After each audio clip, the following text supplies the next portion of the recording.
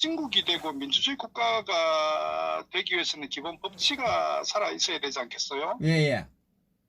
사실 또 이게 우리가 세상 살면서 기본적으로 어떤 많은 사회에서 어떤 신의도 필요하고 양심과 도덕도 필요하고 사실 저는 그런 부분에 선진국이라고 생각해요. 예, 예. 그 중국 같은 후진국들 보면은 그게 일체 그게 통용되지 않잖아요. 예, 예. 근데 결국은 저는 앞으로 대한민국 미래가 제대로 자리 잡히려면은 우리가 배신을 한다는 것은 결국은 사회 불신이 팽배되잖아요. 예. 특히 더더구나 정치에 있어서 그 신의는 저는 매우 중요하다고 보거든요. 예. 정치는 정당은 이념과 가치를 중심으로 뭉친 그 집단 아닙니까? 예, 예. 그리고 그 상위에 어떤 추구하는 가장 큰 가치가 국민과 국가의 미래거든요. 예. 그런데 동일 정당, 같은 정당 내에서 어떤 경우든 간에 이게 이 탄핵을 시켰다는 것은 저는 어떠한 명분도 가질 수가 없다고 봐. 정당화될 수 없다고 저는 봐요. 예. 내부에서 어떤 여러 가지 다양한 의견 충돌은 있을 수가 있겠죠. 그러나 그 문제는 당 내에서 여러 가지 어떤 정책적 부분이나 그건 충분히 자기 주장할 수가 있지만 그러나 이 탄핵이란 것은 특히 대한민국의 이런 안보 현 상황 이런 사회적 여러 가지 갈등 속에서 탄핵을 시키게 되면은 대한민국은 뿐만 아니라 어떤 나라도 마찬가지인데 굉장히 정말 어떤 국가 자체가 허물어질 정도로 저는 매우 심각한 사태가 온다고 저는 봐요. 특히 남북 간의 이런 상황에서 탄핵을 시켰다. 그건 결과가 뻔하지 않겠습니까? 더더구나 이렇게 우리가 이념적으로 첨예한 어떤 갈등적 구조 속에 있는데 이렇게 같은 보수 정당이라는 데서 탄핵을 시켰다는 것에 대해서는 말씀드렸다시피 결론적으로 어떠한 명분과 이유도 저는 정당화될 수 없다. 저는 그걸 좀 명확하게 말씀드리고 이런 상황이 한번 전개됐다면 앞으로 두 번, 세 번 계속 이렇게 되게 되면요. 결국은 정당이라는 과연 존립 자체가 의미가 있나 저는 이렇게 봅니다. 예, 예.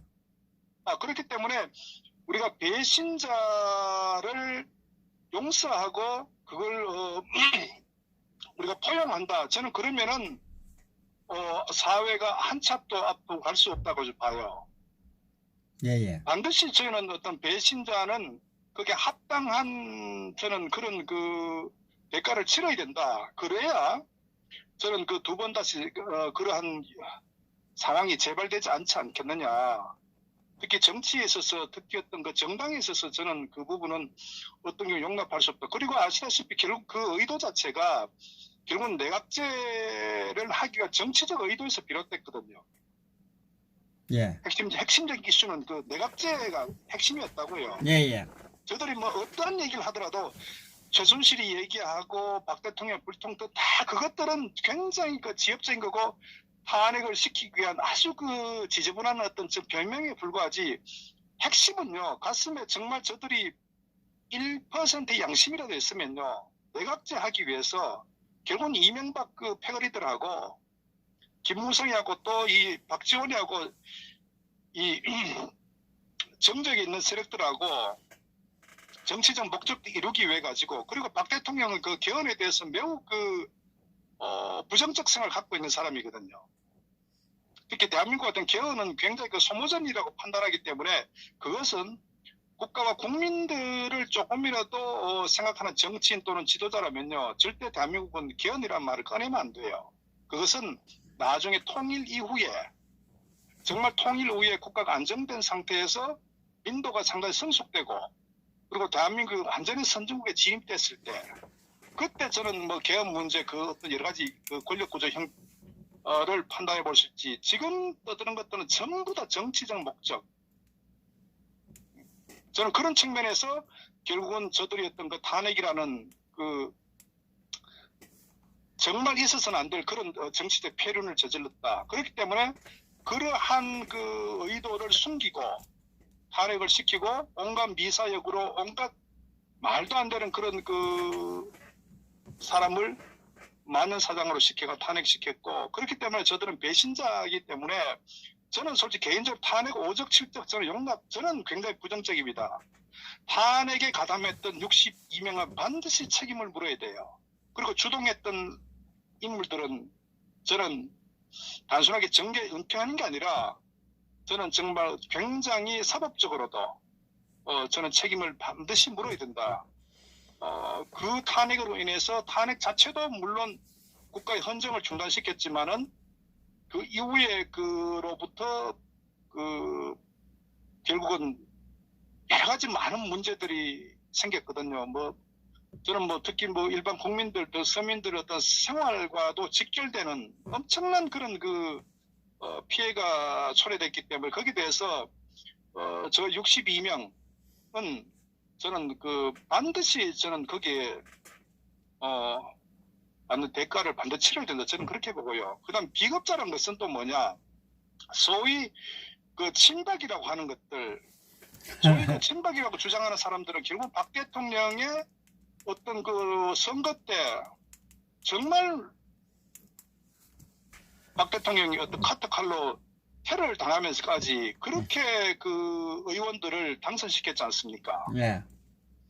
그럼 인간이라면요, 그 사람이 정치 여부를 떠나가지고, 저는 말씀드린 양심이 있고, 정말 상식이 있다면은, 해야 될 일과 하지 말아야 될 일이 있단 말이에요. 그리고, 그런 자신들이 어떤 많은 혜택을 입었으면은, 상당히 어려울 때, 일반인 같아 어려울 때, 그 부분에 대해서 나서서, 그걸 자기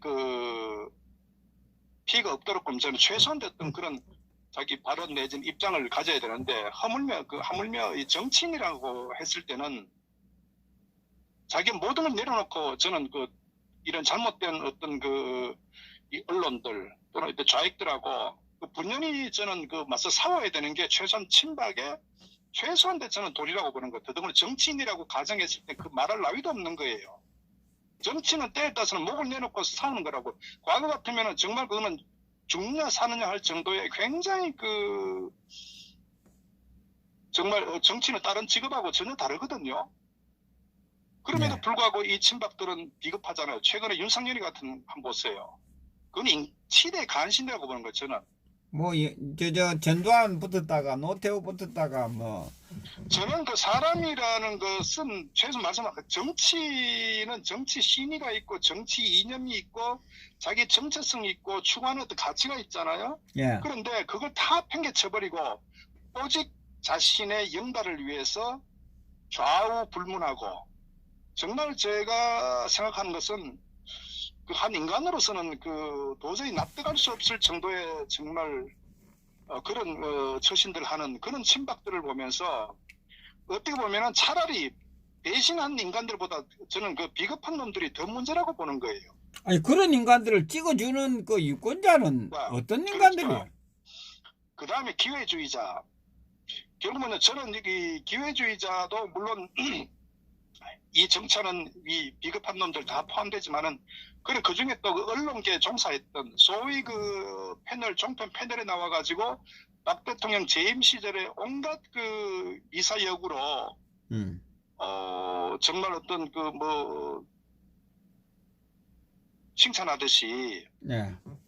그렇게 두둔하다가 예. 박 대통령이 이제 탄핵 상황에 이제 접어들면서 또 언론이 그렇게 많은 사장할 때 또 돌변해가지고 예. 박 대통령 비판하고 어떤 최순실에 대한 서서훈 씨에 대해서도 그렇게 완전히 한 인간을 매장시켜버리는 저는 이것도 한처럼 언론인으로서는 있을 수가 없는 그런 짓을 저질렀다고 보는 거예요. 그러니까 제가 결국은 이 기회주의자들은 자기들의 어떤 이게 일반 직업하고는 달라요. 언론인이든 정치인들 같은 경우는 그 책임이 막중하단 말이에요. 그럼에도 불구하고 결국 어떤 상황이 자기에게 좀 불리하게 전개된다고 했을 때는 완전히 얼굴을 완전히 정말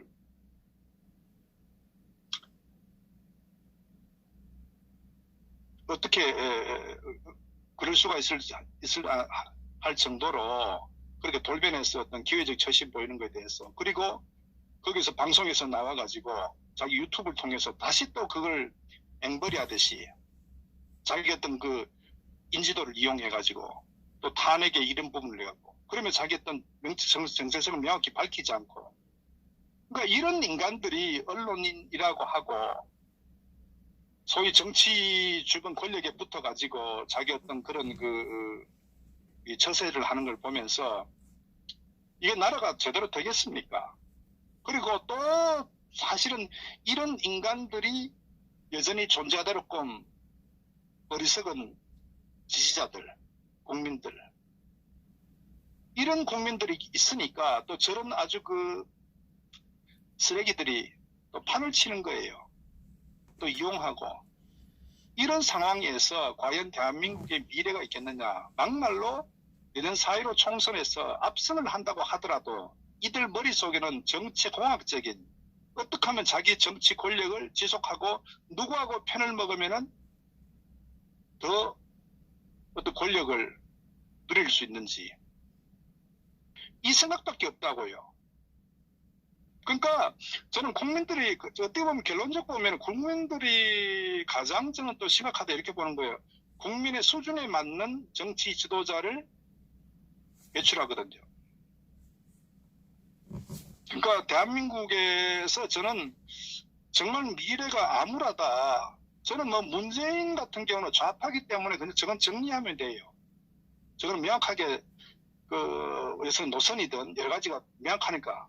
무능한 집단이면서 정말 이 대한민국의 어떤 가치 이념을 완전히 깡그리 무시하고 정말 어떤 사회주의적 이념 가기, 저거는 그냥 명확하게 나와 있기 때문에 저거는 그냥 도려내면 되는 거예요.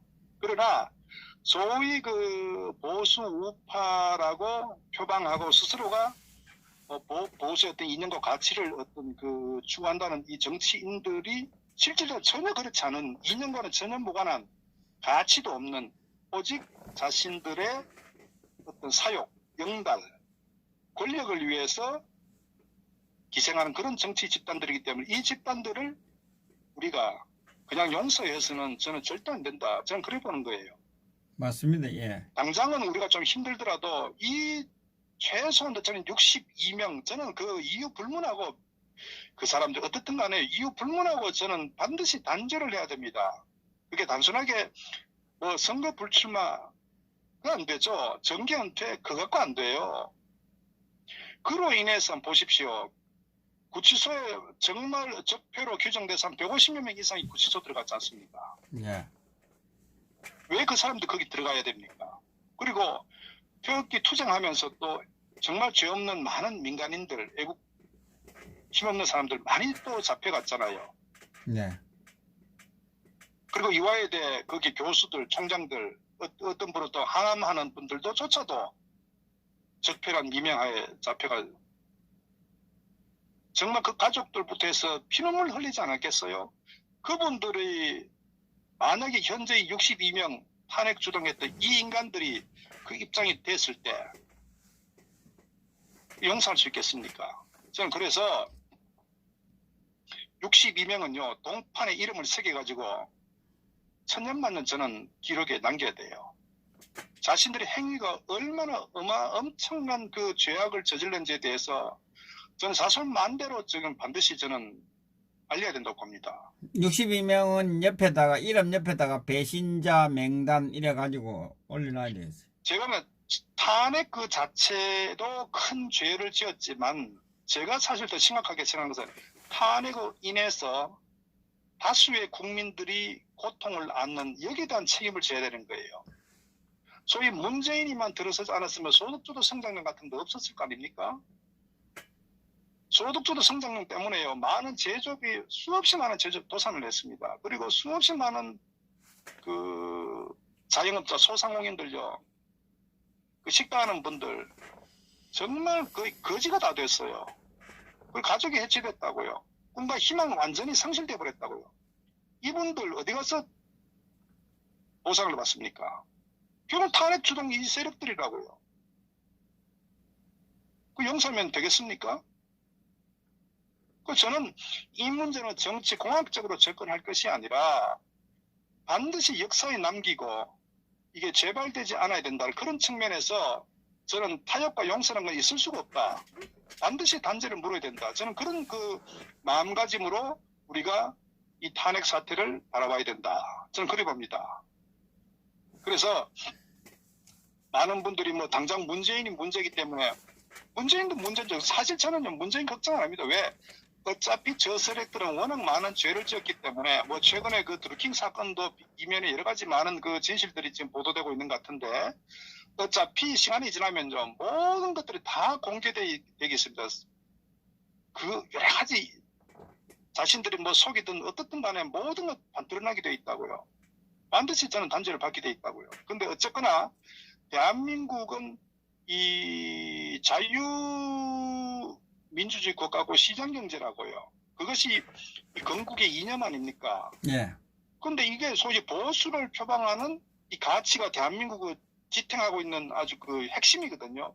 그런데 이 보수 우파가 제대로 정립되지 않고 더더구나 보수를 표방한 이런 그 폐륜적 정치 집단들을 그냥 방치하고 우리가 포용하고 용서한다. 이때서는요, 저는 대한민국의 미래는 없다. 저는 이렇게 봅니다. 그래서 이것을 너무 근시안적으로 당장 뭐 내년에 선거가 어떻든 선거 말씀드렸다 선거에 압도적 승리를 하더라도 달라질 건 하나도 없다. 전 그것을 좀 명심했으면 싶어요. 그래서 어쨌거나 이 배신자들, 비겁자들, 기회주의자들 그리고 그러한 세력들을 맹목적으로 지지하는 어리석은 국민들 저는 이런 그 세력들이 존재하는 한 대한민국 미래는 없다. 그래서 대한민국의 미래는 첫 번째가 이 탄핵을 바로잡는 거. 저는 박 대통령 입장에서도 지금까지 버티는 그 얼마나 큰 고통이겠습니까? 이루 형언할 수 없는 고통 속에서도 버티는 가장 유일한 힘은 진실이라는 반드시 밝혀져서 저는 그런 한 믿음 하나를 가지고 저는 고통을 좀 감내하고 있지 않나 이렇게 봅니다. 그런 관점 봤을 때 과연 우리가 정치공학적으로 저 세력들과 뭐 연합한다 어떻게 한다고 했을 때 박 대통령 입장이 어떻겠습니까? 막말로 박 대통령께서 용서한다고 하더라도요. 국민들은 저 세력들을 용서하면 안 돼요.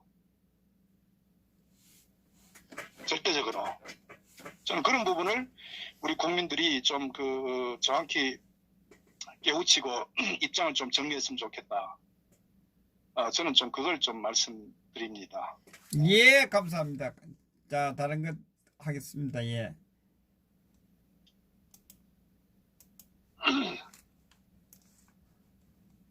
다음 주제 넘어